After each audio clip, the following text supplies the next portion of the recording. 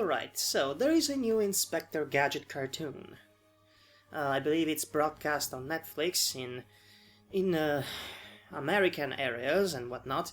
It's on Boomerang in any other part of the world, as far as I know.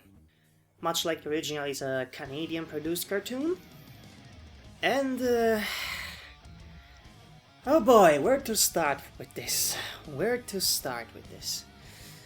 Where to start indeed? The theme song. The theme song, oh boy, the theme song.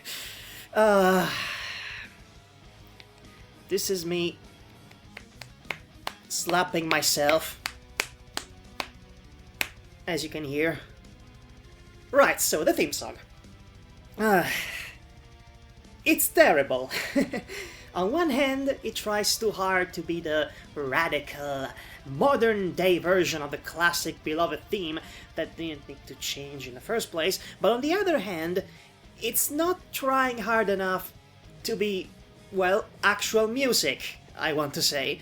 The end result is this cacophonous mess, structureless cacophony, without rhyme or reason, that doesn't seem to have a beginning or an end. It's just a mess through and through. And in best case scenario, you won't be able to remember it. In the worst case scenario, your ears will grind themselves, because it's really bad. Now, the actual cartoon. Ignoring the theme song itself, the cartoon has problems. The biggest one of which is not what you may think of. The changes that it underwent to be the modern-day reboot, even though it's actually sold as a sequel. Reboot/sequel.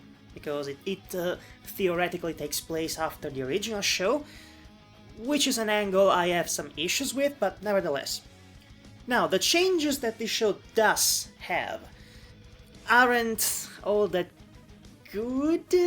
I mean, immediately when I saw Penny was a teenager, there was a red flag the size of the Empire State Building coming out of my head and waving around like a madman.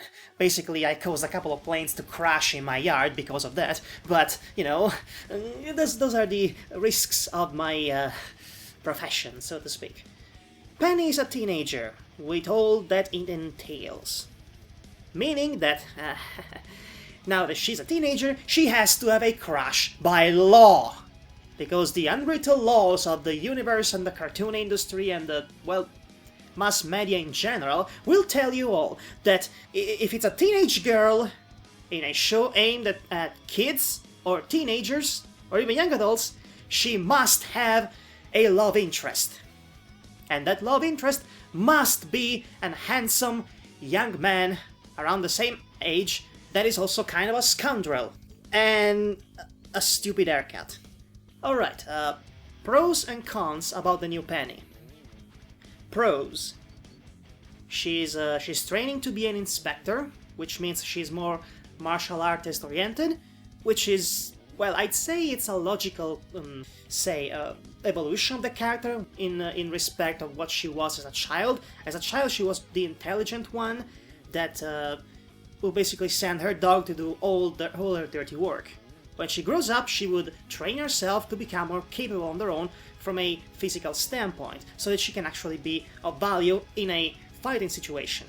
She still sends her dog, Brain, to do, well, her bidding, so to speak, namely watch out on Uncle Gadget, because that's what the dog always does, and the dog is still the most competent character in the story, mind you.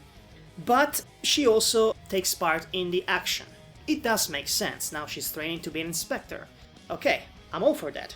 Another pro is that she's now being voiced by Tara Strong.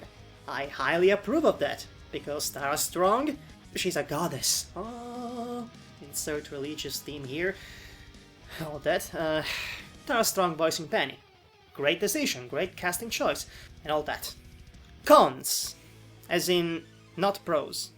What's negative about this? She's a teenager, as I said, now she has to have a crush by law. Also, apparently, by growing up, she seemed to have lost some of her brain cells because she's no longer as intelligent as she used to be because she's a teenager and she has to crush over someone. And that crush that she has over someone is about this guy of the same age that just so happens to be Dr. Claw's nephew. So he's an enemy, but he also has a crush on her. So each and every episode, or at least I'm assuming the vast majority of them, will have those two confront each other, exchange some one-liners, fight it out a bit, and adding some awkward moments in which, yes, we are reminded that these two have in fact a thing going on for each other, but they are the enemies, so it's a bit annoying. It is not as annoying though as other aspects of it. This new character, which I've already forgotten the name, whom he is the nephew of Dr. Claw, also has this very fastidious habit of pointing out how much dumb his uncle's plans for world domination and other supervillainy shenanigans are. That became annoying really fast to the point of obnoxious. Oh, look at me, I am pointing out how silly and cartoonish these evil plans are, I am so meta-textual. We get it. You know? We get it. The cartoon is silly. You don't need to point that out for us. We are able to grasp that on our own. Which brings me to the main problem with this cartoon. Aside from all these little changes, this cartoon isn't really that much different from the original. The original cartoon from 30 years ago. You might see what the problem here is. The point is, this is a cartoon from 1984, about, and what was the standard in animation and storytelling quality for cartoons, TV cartoons, it is most certainly not the standard of today. Inspector Gadget might have been fun in its period of time, but much like most cartoons from that period, it has not aged well. Because standards have changed, the industry has changed, the audience has changed, cartoons have changed in general. Inspector Gadget had this really tight formula episode after episode. The Inspector is a bumbling buffoon and he solves all these cases just by sheer luck or by the intervention of Brain and Penny. Brain goes after him to watch over it, and then he ends up wearing some sort of disguise, and the Inspector thinks he's an agent of MAD and goes after him. In the meantime, Penny solves all the problems with her magic computer. And like I said, this is the biggest problem. It feels like a really outdated formula. It doesn't really belong in nowadays for what we are used to watch. I mean, we live in a world when with cartoons such as Gravity Falls, Steven Universe, Gumball, on a lesser extent, Adventure Time, even the new Teenage Mutant Ninja Turtles cartoon has adopted a new formula, and it's not just as, well, I don't want to say silly, but it's not just as simple as it used to be in 1997. Inspector Gadget is, on the other hand, just as simplistic and formulaic and outdated as it used to be. So, that's a problem, because it doesn't really have any rhyme or reason to exist. If they were just going to, reprise the original cartoon as it was without need of change. But then again, here's the argument, why would you need to change that cartoon? It worked well for what it was, but that's also part of the problem. If you can't change it, what's the point of rebooting it? You would say to make more money, for being a blatant cash grab. And judging by the fact that this new series was in development since 2012 and was made possible because of the success of an Inspector Gadget mobile game, which baffles me, then yes, this is a cash grab, and there isn't much effort put into it. It's a reprisal of the original formula with a few little thoughtless additions, and I can see the angle this show was going for.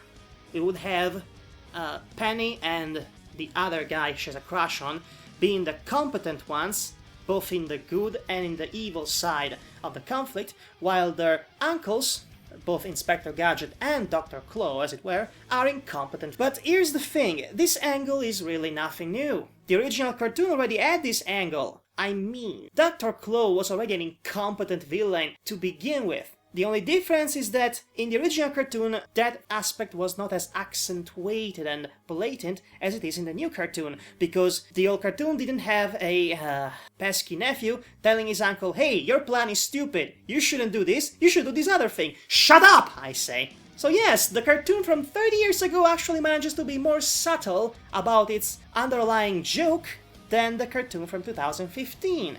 That's an achievement, you guys.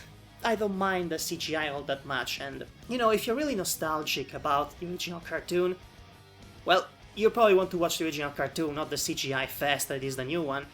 But hey, if you happen to be, you know, someone's son or daughter, and your parents have been telling you, hey, Inspector Gadget was really cool when I was a kid, and now you see this new cartoon that was made right now for your generation, and you're really curious about it, you would watch it, and then you'll be disappointed because you already watched Steven Universe, Gravity Falls, and other cartoons that are much better than this, and your standards are a bit higher, and you watch this new cartoon and you think, what's the big deal about Inspector Gadget, Dad? And then your dad will come into the...